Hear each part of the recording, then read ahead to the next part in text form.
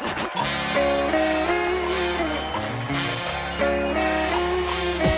put the boom back in the boom back with pre-bling rap. That Johnny Cash meets BB King rap. Welcome to ADV TV. In this episode, we're going to be visiting Mount Greylock in the Berkshires of Massachusetts. In western Massachusetts, in fact, we took a ride on our motorcycles from Springfield out to Lanesboro, where we took an access road to the top of the mountain. Al, it was your first time recording with the helmet cam. What'd you think? It was actually pretty good. I mean, very unnoticeable that I had it on, and I thought I messed up a few times. You know, I was constantly worried about whether or not I had it on or off. I got to restart that. But yeah, all in all, I mean, it was a good experience being able to actually film it from a helmet cam. That's pretty cool. So did you feel like what you were seeing was everyone would get to see what your viewpoint was? Well, that was my main concern, is I was hoping that what I was filming on the helmet cam was actually getting picked up. So on certain times I try to turn my head like to look towards the mountain, you know, or look over the side. But it's kind of hard to do that when you're concentrating riding a bike up the hill. That's true. And there's curves, and there's sharp curves, and you're behind somebody, and it's just like just wanted to make sure that what I was filming was actually being picked up, and not just like all of a sudden the helmet cam's on the ground. Because you're on the ground. Yeah, exactly. You know, I'm looking down instead of that the scenery. Sure. But all in all, I thought it was a good experience. And so what's your opinion of the top? I know when I go up there, when I visited in the past, I always thought of the view at the top of the mountain as the perspective you get when you look out of an airplane window. What do you think about the view at the top? It's an amazing view. I mean, it does give you that sense that you are looking out an airplane window. Yeah, it's amazing elevation. Yeah. Derek, I know that you have hiked the mountain before, but this is your first ride on a motorcycle with us, alone or as a group? Yeah, that's the first time I've ever taken a motorized vehicle up the mountain. It was nice. It was a lot different than hiking. Now, I know that you have experience flying airplanes. Would you say that would be an accurate description, maybe, that it's like looking out of an airplane window? Yeah, it is. I mean, when we got to the top, if you looked east, you'd see that windmill. I forget what town it's on, but that's actually a landmark. Not a landmark, but it's a checkpoint that a lot of pilots use on their way from Eastern Mass or Western Mass out towards the New York line. So we can actually view navigational points from the peak? Right. It's not an official navigation point, but it's pretty cool. It is pretty much like flying an airplane. Now, I know you did some of the fact-checking for us, because we have a narration during the video where we give some information on the mountain and being a park. What did you find interesting as far as the facts go? The stuff I found interesting was just the stuff anyone can look up on the internet. It's, you know, like you said, it's the highest point in Massachusetts. It has the Massachusetts War Memorial on top, which was a tribute to World War I vets. And what was interesting there is, I guess back in the day when they had that lantern lit, you could see it from 70 miles away on a clear night. That's awesome. I also thought it was interesting how Herman Melville, author of Moby Dick, and Henry David Thoreau were actually, you know, these people are like legends in the literary world, and they hiked the mountain, and they got inspiration for their books from that mountain. I can tell you when I hiked it, I didn't get inspiration for writing a book. I just wanted some water and some food. But that stuff was, and another interesting thing was, like if you're into geography or climatology, it's like the only subalpine forest in the whole state of Massachusetts, which is pretty cool. You'd have to go, I think, up to like near the Hudson Bay or north of the Hudson Bay in Canada to see the same type of like climate, basically. So yeah, it was really interesting. That's great. Yeah, I hope you enjoyed the episode. At the end of the program, we'll put a link, an internet link, so you can get more official information from the state of Massachusetts and more actual facts.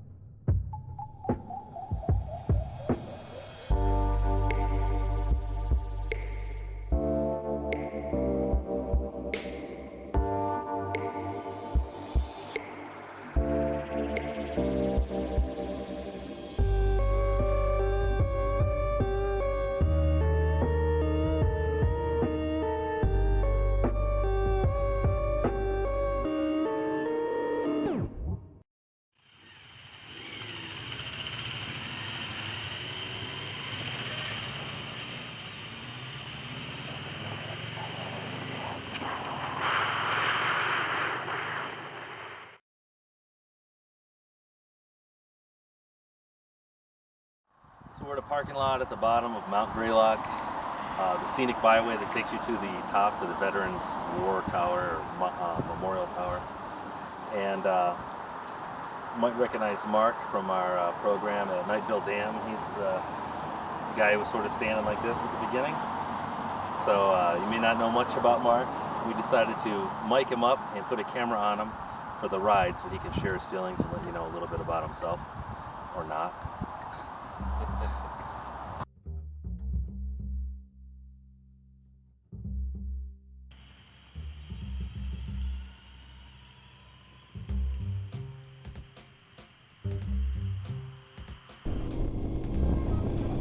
I got Brian's tank bag here mounted to my tank with the camera positioned in the bag, and we are currently on the parkway that goes directly up to the top of Mount Greylock. There's a war memorial that's somewhere. I don't know if it's at the summit or if it's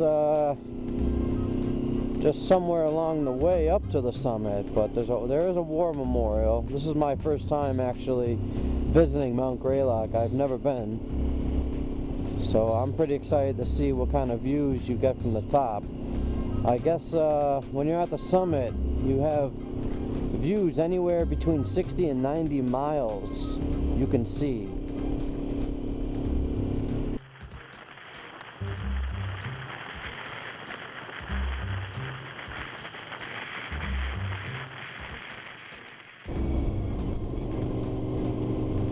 And this parkway that we're on, driving up to the top, is actually a state recognized scenic or historic byway,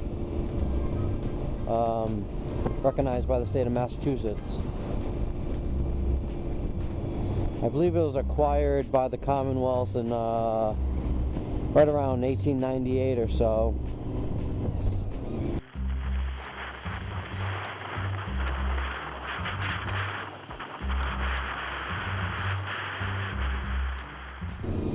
Well, they even have camping here.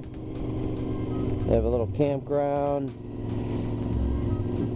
I think it said something about no alcohol, or I saw a sign pertaining to alcohol. I couldn't catch it.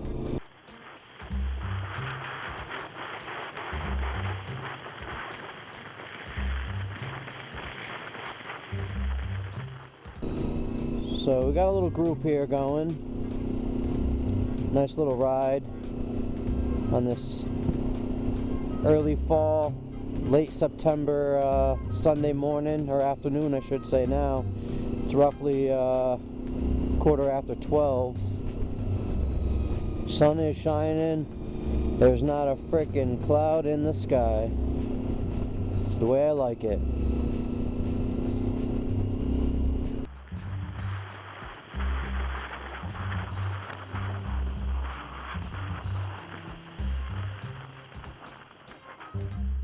Because this is definitely a ride I recommend to everyone, because it is beautiful up here, and it's just nice to get out of the city, out of the busy day-to-day hustle and bustle.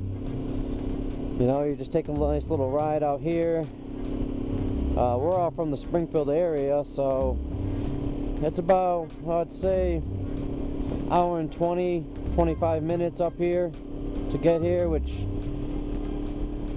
I don't know, to me, maybe it's just me, but to me, when you're riding on a bike, you definitely, time flies by, man. I mean, that hour and a half, hour and 20-minute ride literally feels like a 45-minute ride on a bike. I don't know, and I mean, it's not like I'm going much faster than the speed limit either, you know.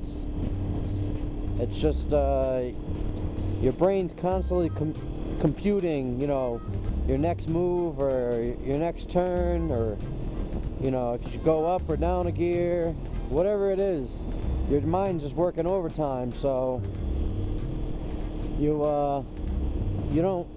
tend to forget of how long you're actually on the bike. But I enjoy it. It's definitely a newfound love for me.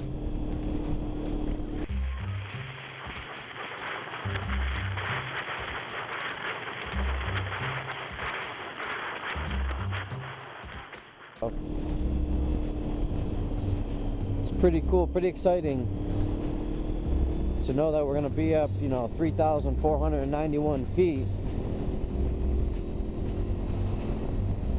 It's pretty cool.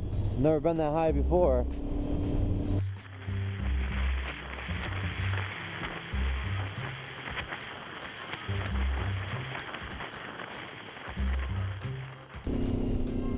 And we must be getting up there because my ears just popped.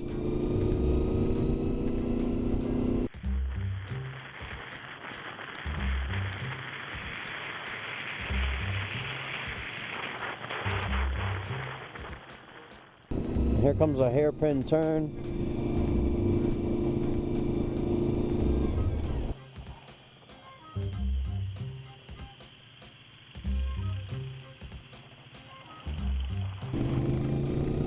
Boy, that was a steep turn.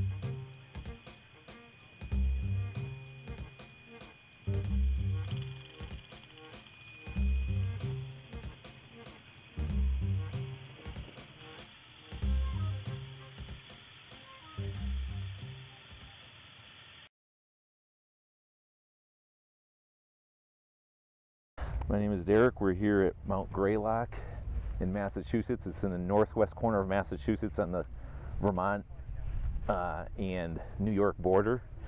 And this is the highest natural point in Massachusetts. It's at 3,491 feet. Its peak is located in the northwest corner of the state in the western part of the town of Adams in Berkshire County. Although geologically part of the Taconic Mountains, Mount Greylock is commonly associated with the abutting Berkshire Hills to the east. The mountain is known for its expansive views encompassing 5 states, and the only taiga boreal forest in the state. A seasonal automobile road, open from late May through November 1st, climbs to the summit, where stands the iconic 93-foot-high lighthouse-like Massachusetts Veterans War Memorial Tower. A network of hiking trails traverse the mountain, including the 2,179-mile Appalachian Trail. Mount Greylock State Reservation was created in 1898 as Massachusetts' first public land for the purpose of forest preservation. Geographically, Mount Greylock is part of an 11-mile-long, 4.5-mile-wide island-like range that runs north-south between the Hoosick Range to the east, the Green Mountains to the north, the Berkshires to both the south and the east, and the Taconic Mountains to the west. All ranges are associated with the Appalachian mountain chain. The summit of Mount Greylock is located in Adams, Massachusetts, but the mountain also extends into Cheshire, Lanesborough, New Ashford, North Adams, and Williamstown. The range includes peaks with elevation less than Greylock, such as Saddle Ball Mountain and Mount Fitch. Views are possible into 5 different states: Massachusetts, New York, Connecticut, Vermont, and New Hampshire. The northwest side of Mount Greylock drains into the Green River, then into the Hoosick River, Hudson River, and New York Harbor. The south side of the mountain drains into Town Brook, then into the Housatonic River and Long Island Sound. The rest of the mountain drains into the Hoosick River.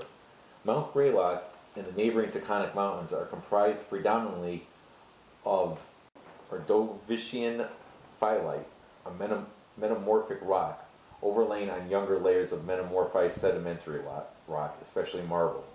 Mount Greylock is the product of thrust faulting, a tectonic process by which older rocks are thrust up above younger rocks during periods of intense mountain building. The younger underlying marble bedrock layers have been quarried in the lower foothills of the mountain in nearby Adams and North Adams, Massachusetts. During the Pleistocene, 18,000 years ago, Mount Greylock and the surrounding region were covered by the Laurentine ice sheet, approximately half-mile in thickness. Glaciation rounded and wore down the mountains, carving out U-shaped valleys and leaving glacial erratics such as the balanced rock in Lanesboro on the west side of Greylock. The Hopper, a cirque, also located on the west side of Greylock, is the southernmost such glacial feature in New England. During the 19th century, much of the mountain was denuded by logging, fires, and grazing. Forests have since reclaimed the mountain. Several forest communities exist on Mount Greylock. Lower slopes are inhabited by northern hardwood forest species, while upper summits are dominated by boreal balsam fir and red spruce.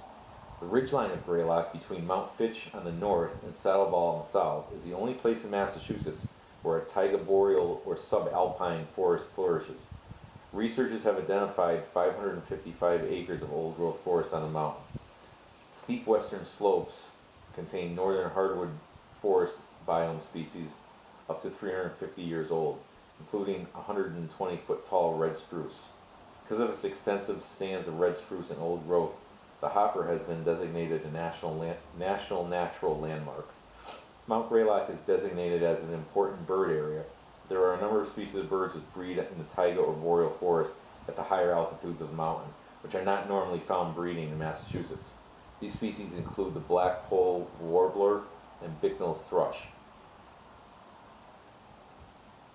eBird has records of 132 species of birds on Mount Greylock. There is less known about the birds visiting the mountain in winter, as the mountain is more difficult to access during this time. Prior to the arrival of Europeans, the Mohican people were closely associated with this region. The traditional trade route connecting the tribes of the Hudson and Connecticut River valleys, today Route 2, known as the Mohawk Trail, passes beneath the northern flank of Mount Greylock. The mountain was known in 18th century English settlers as Grand Hoosac. In the early 19th century, it was so-called Saddleback Mountain because of its appearance. Saddleball, the name of the peak to the south, still reflects this. The origin of the present name of Greylock and its association with the mountain is unclear. It first appeared in print about 1819 and came into popular use by the 1830s. It may be in reference to its appearance, as it is often gray cloud or a lock of gray mist upon its head, or tribute to the legendary Native American chief Greylock. Greylock was a western Abenaki Missisquoi chief, Native American Woronoko Pocatumac ancestry, born near Westfield, Massachusetts. Greylock distinguished himself by conducting guerrilla raids into Vermont and western Massachusetts. Timothy Dwight IV, president of Yale University, along with Williams College president Ebenezer Fitch, climbed Greylock in 1799, probably over a rough route cut by local pioneer farmer Jeremiah Wilbur. In the time, more land had been cleared on slopes for farming than today. His account in Travels in New England and New York described the experience, although he noted the summit vegetation was so thick he and Fitch had to climb a balsam fir tree to get a better view. Williams College, founded in 1793 in nearby Williamstown, has always been closely associated with Greylock and the study of its natural history. On May 12, 1830, a group of students directed by college president Edward Dorr Griffin improved and further cut a trail from the end of the Hopper Road to the summit. Today, this route is Hopper Trail, traditionally climbed by students once a year on Mountain Day. In May 1831, the first wooden meteorological observatory, Griffin's Tower, was built on the summit by students. 9 years later, it was replaced by a more substantial 60-foot tall wooden observatory tower from which Donati's comet was photographed in 1858. In 1863, the first organized hiking and nature study clubs in the United States, the Alpine Club, was founded by Professor Albert Hopkins. The club frequently camped on the mountain. By the mid-19th century, improved transportation into the region attracted many visitors to Greylock. Among them were writers and artists inspired by the mountain scene. Nathaniel Hawthorne, William Cullen Bryant, Oliver Wendell Holmes, Herman Melville, and David Henry Thoreau. The summer of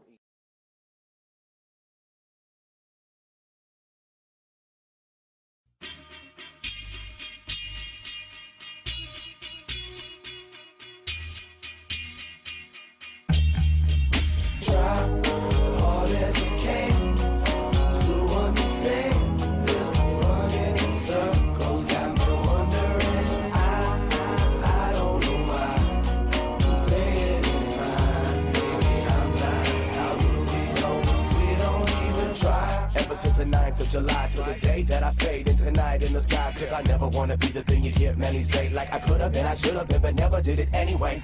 Living day to day, a nickel spent, a penny safe. Feeling homeless, always looking for some change. Change your mind, my mind is gone, I want it back. Train wreck, rapper, keep my life on the track. Anyone is everyone and anything is everything. And no one is a nobody, I know it in my brain. Heard a wise man say, and I say it the same. It ain't how many times you fall, but if you get back up and try hard as you can to understand this running in circles got me wondering. I don't know why I'm paying any mind. Maybe I'm blind. I really don't if you don't even try. I'm trying to get up, get out and get something and still live up to what I've said. What's important to me is not a fortune, please. Still don't feel I need a Porsche Beamer to fulfill my dreams. Cause I remember the reason that I got into this thing in the first place wasn't ever to be rich. All I wanted was to say my piece and make at least enough to have a place to sleep. Till I'm done that, I won't sit down and I can't quit now. I'm addicted to the drum kits pounding, and now and then it might feel like I'm running in circles. I just gotta keep jumping the hurdles and try hard as you can. Okay, Derek, you're hot. Are you recording right now? Can you not? Because I have to get my thoughts together. Stop pointing that thing at me. You look crazy.